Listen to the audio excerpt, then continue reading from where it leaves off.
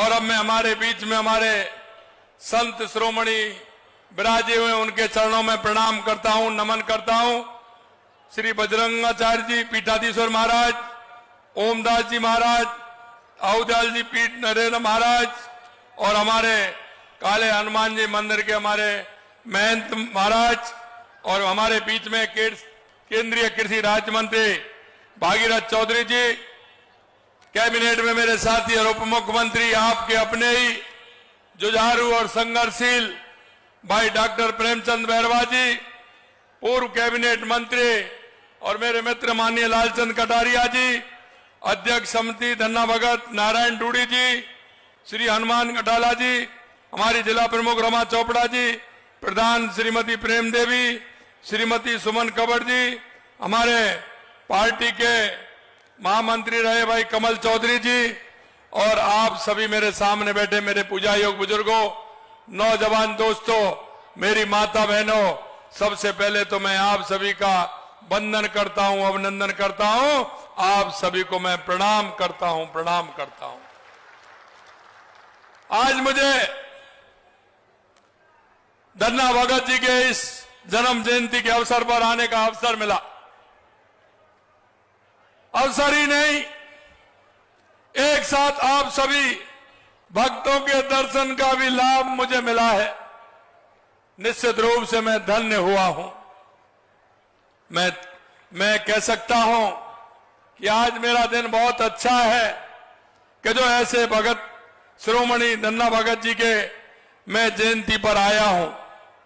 परम श्रद्धेय सभी को मैं इतना कहना चाहता हूं कि हमारे साधु संत ऋषि मुनि महंत इनके मार्गदर्शन में हमेशा से हमारी संस्कृति का विकास होता रहा है। हमारे विचार और हमारी संस्कृति को आगे बढ़ाने का काम किया है। दुनिया की कोई भी संस्कृति होगी, लेकिन इस हमारी सनातन संस्कृति से बढ़कर दूसरी कोई संस्कृति नहीं है। ये हमारे संतों ने और महंतों ने किया है। आज हम सब आप यहां संत शिरोमणि धन्ना भगत जी की जन्मस्थली नौका नाड़ी में उनकी जयंती पवित्र अवसर पर एकत्रित हुए हैं। मैं उनको भी नमन करता हूं, यहां उपस्थित सभी सज्जनों को भी नमस्कार करता हूं। इस अवसर पर मुझे याद है, मेरा सौभाग्य कि आज मुझे उस पावन धरा पर आने का अवसर मिला है जिसने धन्ना भगत जी ने जैसे संतों को जन्म दिया है, ऐसी धरती पर मैं आया हूं। तुलसीदास जी ने भी लिखा है कि संतों का जन्म सदा ही सुखकर होता है, जैसे चंद्रमा और सूर्य का उदय पूरी दुनिया के लिए सुखदायी होता है। इसी तरह हमारे संतों का जीवन हम सब प्रजा के लिए सुखदायी होता है। ऐसे धन्ना भगत जी भी राजस्थान की धरा पर जन्म लेकर आजीवन लोक कल्याण में रमते रहे। हमारी संत परंपरा में जितने महान संत हुए हैं, उनमें धन्ना भगत जी का एक विशिष्ट स्थान है। इसलिए उन्हें संत शिरोमणि भी कहा जाता है। उन्होंने भक्ति मार्ग को अपनाते हुए मानव मात्र की सेवा के साथ साथ कर्म पर उसी तरह बल दिया जैसे भगवान कृष्ण ने कहा है कि कर्म का संदेश देने का काम किया है कि कर्म करिए, बाकी मेरे पर छोड़ दिए। यही धन्ना भगत का निर्देश था कि कर्म में बड़ी शक्ति होती है। और धन्ना भगत जी कहते हैं, वो कहते हैं कि कर्म के आगे करतार भी हार जाते हैं। यह धन्ना भगत जी कहते थे। और इसलिए मैं कहना चाहता हूं, कर्म हमारा जरूरी है। जिस कर्म को हम करें, निश्चित रूप से परमात्मा भी और संतों का साथ भी हमारे साथ होता है। धन्ना भगत जी परम ज्ञानी, जाति पाति के घोर विरोधी और मानवता के पथ प्रदर्शक थे। अपनी रचनाओं के माध्यम से उन्होंने समाज में व्याप्त बुराइयों को दूर करने में महत्वपूर्ण भूमिका निभाई। धन्ना भगत जी ने मानव कल्याण के लिए जो शिक्षाएं दी है, वे आज भी अत्यंत प्रासंगिक हैं। धन्ना भगत जी बचपन से ही दयालु, परोपकारी और साधु संतों की संगति में रिया करते थे। उनके जीवन के संबंध में कई चमत्कारिक गाथाएं भी जुड़ी हैं, जिनको आप अच्छी तरह से जानते हो, आप जानते हो। धन्ना भगत जी ऐसे संत हैं जिनके प्रति श्रद्धा रखने वाले केवल हमारे यहाँ ही नहीं, बल्कि देश भर में है। धन्ना भगत जी के प्रति श्रद्धा पूर्वक केवल हिंदू ही नहीं रखते, बल्कि हमारे सिख भाई बहन भी उनके प्रति श्रद्धा रखते हैं, क्योंकि सिखों के 5वें गुरु श्री गुरु अर्जुन देव जी ने भी धन्ना भगत जी के भक्ति भाव के बारे में गुरु ग्रंथ साहिब में उल्लेख किया है कि उन्होंने सिद्ध महापुरुष बताया है। धन्ना भगत जी के 3 पदों को श्री गुरु ग्रंथ साहिब में शामिल भी किया गया है। ऐसे हमारे धन्ना भगत थे। सिखों की धन्ना भगत जी के प्रति आस्था का एक जीता जागता उदाहरण धुबा कला में बना उनका गुरुद्वारा, जहां देश और विदेश से श्रद्धालु आते हैं। इससे आप अंदाजा लगा सकते हैं कि वे कितने महान संत थे, और हमें गर्व होना चाहिए कि ऐसे महान संत की राजस्थान के ये पवित्र भूमि पर उन्होंने जन्म लिया है। हमारे साथियों, दिलों में संतों के प्रति हमारी समृद्धि, हमारी संस्कृति के प्रति अगाध सम्मान होना चाहिए। मैं आपको बताना चाहता हूं, देश के यशस्वी प्रधानमंत्री नरेंद्र मोदी जी कहते हैं कि विकास के साथ विरासत भी होनी चाहिए।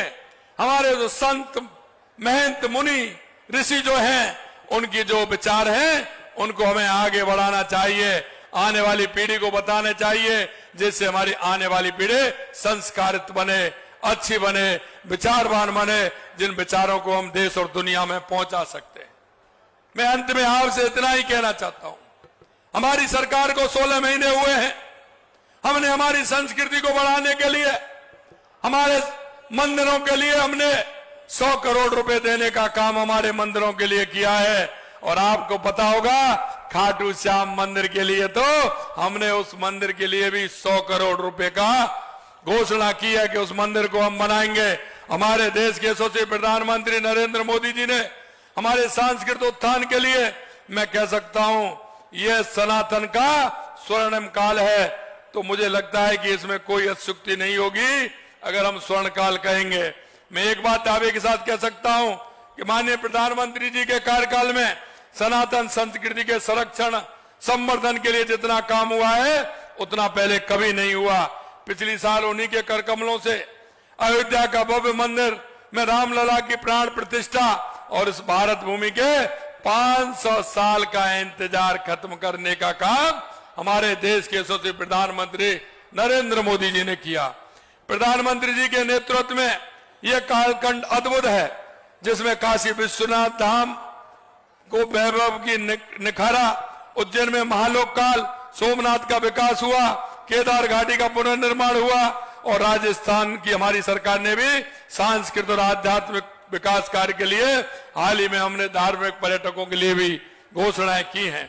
मैं कह सकता हूं कि आपने देखा, हमारे वरिष्ठ जनों की धार्मिक स्थलों की यात्रा करवाने के लिए योजना के तहत वर्ष 6 इसमें हमने 6000 वरिष्ठ जनों को हवाई मार्ग से यात्रा कराने का और 50,000 लोगों को एसी ट्रेन से हमारे धामों की यात्रा कराने का हमने हमारे घोषणा पत्र में और हमारे बजट में हमने प्रावधान किया है। राज्य में स्थापित विभिन्न मंदिरों के लिए, जैसा मैंने बताया, ये तो हमारे 101 करोड़ रुपए तो हमारे राजस्थान के मंदिरों के लिए हैं, लेकिन हमारे मंदिर कुछ देश के अंदर भी हैं, उनके लिए भी हमने 60 करोड़ रुपए का प्रावधान हमने किया है। मंदिर की भोग राशि 3000 रुपए से बढ़ा करके 7500 रुपए की है। मैं इतना ही कहना चाहता हूं, हमें धन्ना भगत जी के मानव सेवा की भावना के अनुरूप प्रदेश में हमारी कल्याणकारी सरकार हमारी काम कर रही है। हमारे धन्ना भगत जी कहते थे, उस अंतिम पंक्ति के पायदान पर जो व्यक्ति खड़ा है, जिसको आवश्यकता है सहयोग की, हम उस व्यक्ति को सहयोग करने का काम करें। हमने हमारे राजस्थान में देश के यशस्वी प्रधानमंत्री नरेंद्र मोदी जी के नेतृत्व में उन्होंने कहा है कि हमारे देश में 4 जातियां हैं, युवा, महिला, किसान और मजदूर। अगर इनका उत्थान होगा तो हमारे प्रदेश का उत्थान होगा, हमारे गांव का उत्थान होगा और हमारे राष्ट्र का उत्थान होगा। यही धन्ना भगत जी कहते थे कि वो व्यक्ति जिसको आवश्यकता है उसकी मदद करनी चाहिए। जब वो निकलते थे तो उन लोगों के कहते थे और उन लोगों की सहायता के माध्यम से, समाज सेवा के माध्यम से वो काम करते थे। मैं आपसे इतना ही कहना चाहता हूं मेरे भाई और बहनों, हमारे 16 महीने के कार्य अगर आप देखेंगे तो हमारी सरकार ने हर क्षेत्र में काम किया है। हमारे किसानों के लिए, पूरे राजस्थान के लिए, पानी के लिए हमने काम किया है। चाहे हमारी ERCP की योजना हो, हमारा यमुना समझौता हो, हमारी देवास स्कीम हो, हमारी माई डैम स्कीम हो, या हमारा नर्मदा का पानी हो, या इंदिरा गांधी नहर का पानी हो, उसके लिए भी 3400 करोड़ रुपए की हमने बजट में घोषणा की है।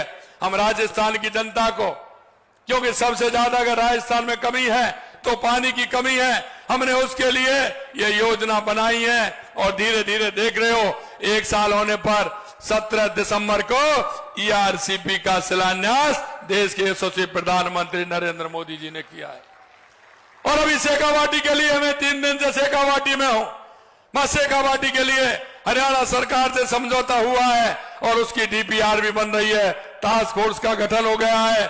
और इससे पहले इंदिरा गांधी नहर और गंग नहर का मैं दौरा करके आया था। 3400 करोड़ रुपए का काम उसमें होगा। अगर मेरा किसान आबाद होगा तो मेरा राजस्थान आबाद होगा, क्योंकि मैं किसानों की पीड़ा को अच्छी तरह से समझता हूं। किसान के अंदर तक मैं जानता हूं, किसान के मन में क्या भाव आते हैं, किसान क्या चाहता है। और इसीलिए आपने देखा होगा, मैंने 30,000 रुपए का अनुदान बैलों की जोड़ी से जो काम करने वाला किसान है उसको 30,000 रुपए का अनुदान देने का भी काम किया है। गाय माता के लिए मैंने अनुदान बढ़ाने का काम किया है। हमारे किसान को 6,000 रुपए से 9,000 रुपए सम्मानित करने का काम किया है। किसान की फसल को MSP पर कैसे खरीदा जाए इसका भी काम किया है। चना हो, गेहूं हो, सरसों हो, उस पर MSP की खरीदारी की जा रही है। मेरे भाई और बहनों, मैं यही कहना चाहता हूं, हमारे युवाओं के लिए हमने काम किया है। युवा के लिए हमने आपसे कहा था, हमारे घोषणा पत्र में भी कहा और हमने विधानसभा के अंदर कहा कि 1 साल में 1 लाख नौकरी देंगे। 69,000 दे दी और जुलाई तक हम 1 लाख पूरी कर देंगे। 1,88,000 हमने पाइपलाइन में है। मैं युवा भाई बहनों से कहना चाहता हूं, आइए आप मेहनत करिए और मेहनत करके अपने किसान पिता माता के सहयोगी बन करके अपने परिवार का उत्थान करिए और समाज का उत्थान करने का काम करिए। हमने कहा किसान को हम दिन में बिजली देंगे। आज भी मैं आपसे कहना चाहता हूं 2027 तक किसान को दिन में बिजली देने का काम करेंगे। मैं जो हमने हमारे संकल्प पत्र में जो वायदे किए हैं, हम एक एक वायदे को हमारी सरकार पूरा करेगी। मैं सिर्फ इतना चाहता हूं, जो गरीब भाई बहन हैं, गरीब जो लोग हैं, मैं इतना ही कहना चाहता हूं, अगर हमारे पड़ोस में, हमारे आसपास हैं, तो सरकार की योजनाओं का उनको लाभ दिलाने का काम आप सभी के माध्यम से होगा, तो मेरे राजस्थान के उन सब लोगों का उत्थान होगा। इसलिए हम नागरिक होने के नाते देश और प्रदेश के हमका दायित्व बनता है कि मेरे पड़ोस में कोई ऐसा तो नहीं रहता है जिसमें सरकारी योजनाओं की आवश्यकता है। उन योजनाओं को आगे बढ़ाने का काम करेंगे। इतना ही मैं कहना चाहता हूं। एक बार पुनः संत शिरोमणि धन्ना भगत जी को श्रद्धा पूर्वक नमन करता हूं। आप सभी को बहुत बहुत धन्यवाद देता हूं। जय हिंद, जय भारत, जय राजस्थान। जी महाराज की बोले।